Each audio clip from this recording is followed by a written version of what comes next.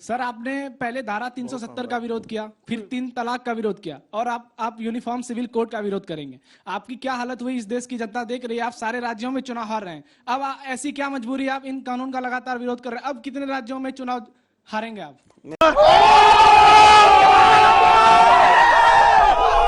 Article 370 हट गया क्या इस देश से? नहीं हट गया। देश के प्रधानमंत्री से लेकर स्टूडियो तक लोग झूठ बोलते हैं।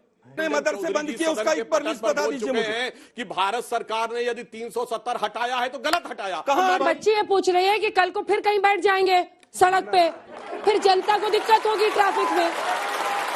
चलिए शुरू करते हैं। सर आपने पहले धारा 370 का विरोध किया, फिर 3 तलाक का विरोध किया और आप यूनिफॉर्म सिविल कोड का विरोध करेंगे। आपकी क्या हालत हुई इस देश की जनता देख रही है। आप सारे राज्यों में चुनाव हार रहे हैं। अब ऐसी क्या मजबूरी है, आप इन कानून का लगातार विरोध कर रहे हैं। अब कितने राज्यों में चुनाव हारेंगे आप? तीनों चीजों का हिस्सा उत्तर देता हूं मैं आपको। सबसे पहले अंजना जी आप उत्तर दे देना। बोलिए सर, आप मैं बस बुला रही हूं। मदरसे मतलब स्वतंत्रता के बाद आए, ये बीजेपी के प्रवक्ता कह रहे हैं, उससे पहले इस देश में मदरसे नहीं थे। ये क्या ज्ञान है इनका। उसके बाद कितने मदरसे, एक मिनट भाई अब सुनिए ना जरा। उसके बाद बंद कितने कर दिया आपने? आप कह रहे हैं साहब वक्फ बोर्ड आ गया, कितने वक्फ बोर्ड बंद कर दिया आपने पिछले 8 साल में? आप कह रहे हैं साहब गोवा में यूनिफॉर्म सिविल कोड हम ले आए। अरे भाई 24 साल से नहीं लाए भाई, सुनिए ना जरा, लगातार सरकार लाई। एक मिनट, यही तो सवाल है। एक मिनट। गुजरात के अंदर 24 साल से पूर्ण बहुमत की सरकार है, वहां यूनिफॉर्म सिविल कोड क्यों नहीं लागू किया आपने? किसने रोका था? कांग्रेस ने रोका था या मौलानाओं ने रोका था आपको? नहीं, केवल इसलिए कि चुनाव आ गया। 8 साल हो गए पकौड़े तल रहे थे केंद्र सरकार में बैठे हुए। पकौड़ा आज तक एक भी बिल क्यों नहीं आया? आज तक। एक मिनट अंजना जी पार्लियामेंट का स्टेटस बताता हूं यूनिफॉर्म सिविल कोड का। केवल और केवल एक प्राइवेट मेंबर बिना आया, राकेश सिन्हा लेकर आए। पार्टी क्यों नहीं लेके आई? इनकी सरकार क्यों नहीं बिल लेके आई यूनिफॉर्म सिविल कोड? एक मिनट अंतिम बात और कहना चाहता हूं। ये बार बार कहते हैं। अभी जो सवाल बच्चे ने पूछा, आर्टिकल 370 हट गया क्या इस देश से? नहीं हट गया। देश के प्रधानमंत्री से लेकर स्टूडियो तक लोग झूठ बोलते हैं। क्या बोला तूने? आर्टिकल 370 का जो नोटिफिकेशन है, पहला सेंटेंस है, using the powers of article 370 we are making these 2 changes. Article 370 अगर नहीं होगा तो जम्मू कश्मीर हिंदुस्तान का हिस्सा नहीं होगा। शरिया वर्सेस सुप्रीम कोर्ट पे फिर शरिया पे चले गए। सुप्रीम मुझे कोर्ट आप अभी सुप्रीम कोर्ट या शरिया? बहुत बड़ा सवाल उठाया इन्होंने। अंजना जी बहुत बड़ा सवाल उठाया उन्होंने। रुक जाइए ना। यहाँ पर 150 लोग बैठे हैं, सब अपना मोबाइल खोलें और देखिए कि हिंदुस्तान के कॉन्स्टिट्यूशन में आज आर्टिकल 370 पार्ट है कि नहीं। 17 केसेस चल रहे थे सुप्रीम कोर्ट में। 17 के 17 केस स्टैंड करते हैं। और पहला सेंटेंस ये कि आर्टिकल 370 की पावर्स को यूज करते हुए हमें 2 चेंजेस कर रहे हैं। और इस तरह के चेंजेस 36 चेंजेस पहले हुए हैं। क्या आर्टिकल 370 हट गया? अरे सुनिए तो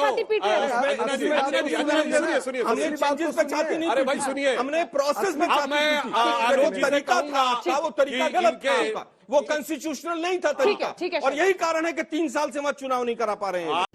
रुको जरा, सबर करो।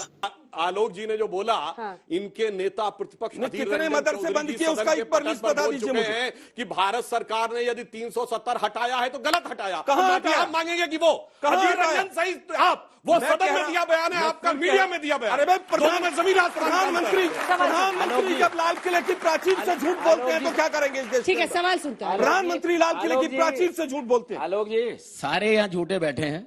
आपने कागज दिखा दीजिए ना। आप sir please respect our guest. एक सेकंड, मैं कह रहा हूं आर्टिकल 370 हट गया। Article 370 is not a part of. आपने एक चीज कही कि मुझे सब मिलकर कागज दिखा दीजिए। आलोक जी सवाल एक लाइन कह दूं, मैं चैलेंज करता हूं। एक लाइन कह दूं, सब अपने मोबाइल खोलिए और पंक्ति याद आती है, चश्मा उतारो फिर देखो यारो, दुनिया नई है चेहरा पुराना। फिर वही बात। आलोक जी से मेरा सवाल है, जुमलों से देश चलता होता तो ये हालत नहीं होती। जुमलों ने ही देश का याद मैं सीधा कह रहा हूँ, article 370 is not a part of Indian constitution. मुझे कागज दिखा दीजिए। आप अपनी बात रिपीट करें। आलोक जी अभी आपने एक बात बताई थी कि हाई कोर्ट में एक उपाध्याय जी ने मुकदमा डाला हुआ है। 3 साल से इन लोगों ने जवाब नहीं दिया। अरे आप दिल्ली में 1 घंटे में वहां से ऑर्डर लिया है सुप्रीम कोर्ट से, तो आपके पास इतने बड़े बड़े वकील हैं, कपिल सिब्बल जैसे, जाके वहां से भी ऑर्डर लिया गया। उसमें कोई पार्टी जाएगी क्या? गवर्नमेंट ऑफ इंडिया जाएगी? आपको इतनी समझ ही नहीं है। नहीं, पार्टी क्यों नहीं जाएगी? रिप्लाई देगा। पार्टी कैसे चली जाएगी? किसके? कैसे तो पार्टी वकील चली जाएगी? जैसे वकील वो उपाध्याय जी ने वहां मुकदमा डाल रखा है, तो ऐसे आप सुप्रीम कोर्ट में डाल सकते हैं?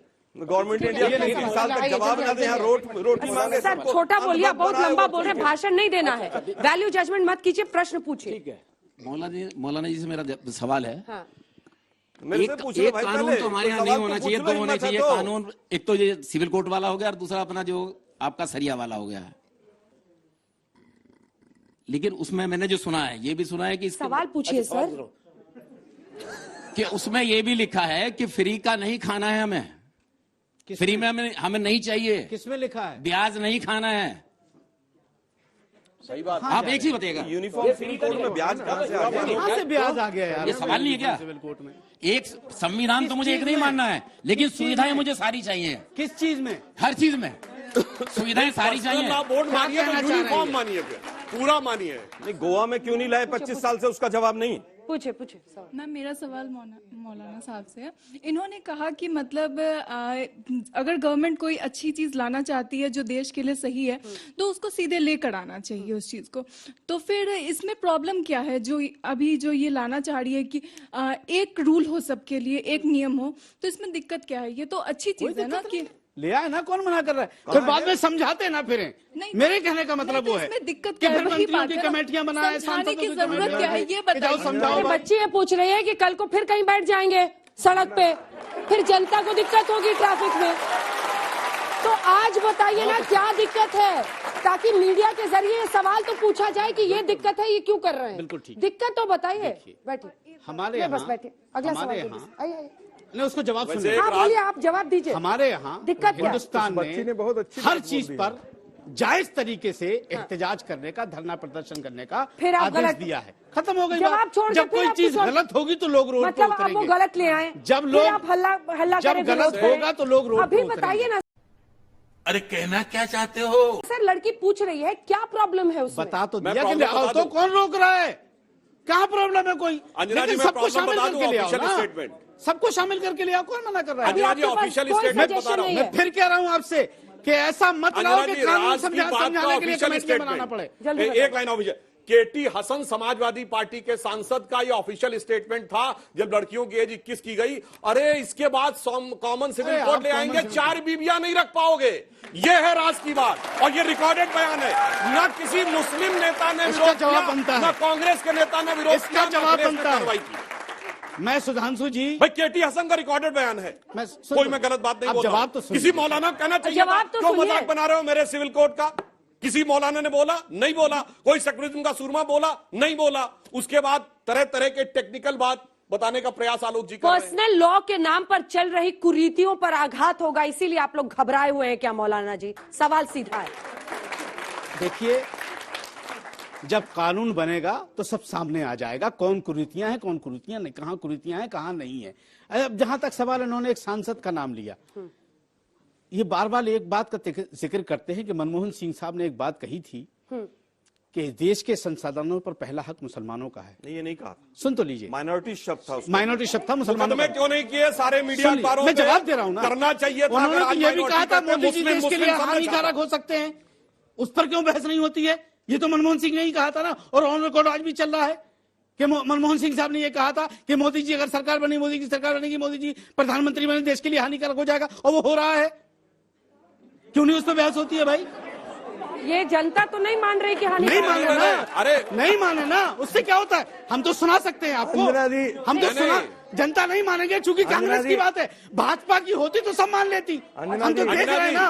गुस्सा निकालिएगा। नहीं, हम गुस्सा नहीं मोदी निकाल रहे, जी हम इनकी सच्चाई सेहत बता के रहे लिए हैं। हानिकारक